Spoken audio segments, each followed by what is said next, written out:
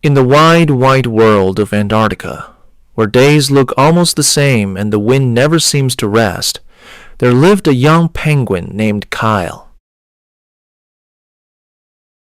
Kael was not the fastest swimmer. He was not the strongest hunter. He did not lead the colony. But there was something different about him. Around his right eye was a small silver crescent mark shaped like a quiet moon resting on his feathers.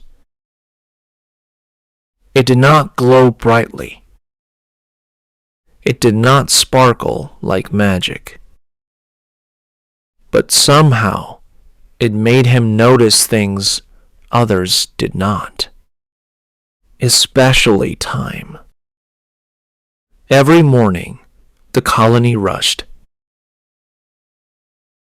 Penguins hurried toward the sea, eager to catch fish before the currents changed.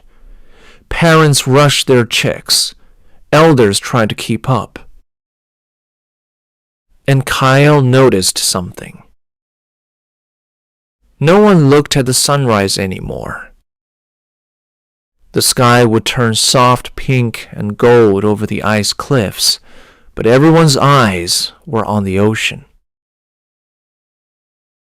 Kael would pause, just for a moment.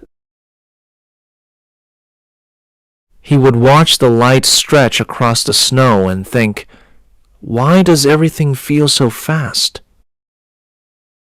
And sometimes he felt like he was the only one who saw it.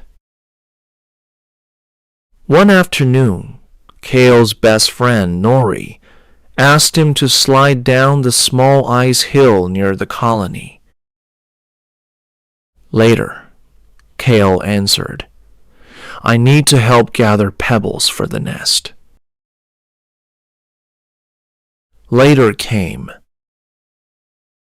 but the sun had already lowered.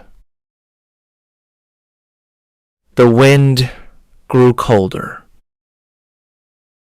Nori had fallen asleep waiting. Kael stood quietly outside the nest that night, realizing something simple and heavy. Sometimes later disappears, and we don't even notice when it does. There was an old penguin in the colony named Sura. She walked slowly now. Her feathers were thinner, her voice softer. Kael liked to sit beside her because she never rushed her stories. One evening, she told him, when I was young, I thought winter would never come. Then one day, I realized I had more winters behind me than ahead. Kael did not fully understand. Until one morning, Sura did not come out with the others. Her place in the snow remained empty. And the colony moved on quickly because the tide waits for no one. But Kael stood still.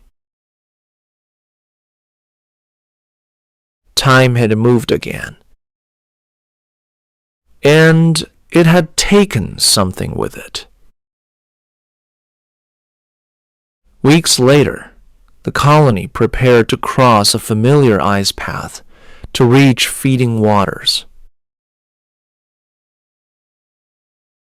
They had crossed it many times before, so they rushed. But Kael paused. He noticed small cracks in the ice. He noticed how the water beneath sounded louder.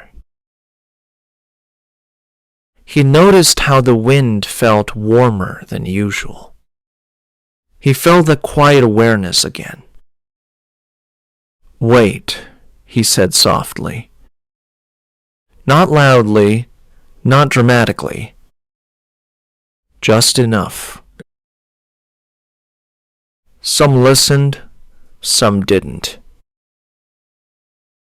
But seconds later, the ice split where the first group had planned to step. It was not a disaster, because they had paused,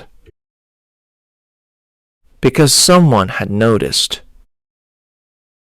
That night, Kael sat alone, watching the sky darken. He thought about the sunrise no one watched, the friend who waited, the elder whose stories had ended, the ice that almost broke beneath hurried feet. Time did not roar like a storm. It whispered. It slipped by quietly while everyone was busy. And Kael understood something simple but powerful. Life does not only move forward, it moves fast. And if we are not careful, we miss the parts that matter most. From that day forward, Kael did not try to slow the world. He knew he could not. He watched the sunrise, even if others hurried past. He said now instead of later. He listened fully when someone spoke. He stepped carefully when the ground felt uncertain. And slowly, others began to notice too. Because time does not shout when it leaves. It slips quietly between busy moments.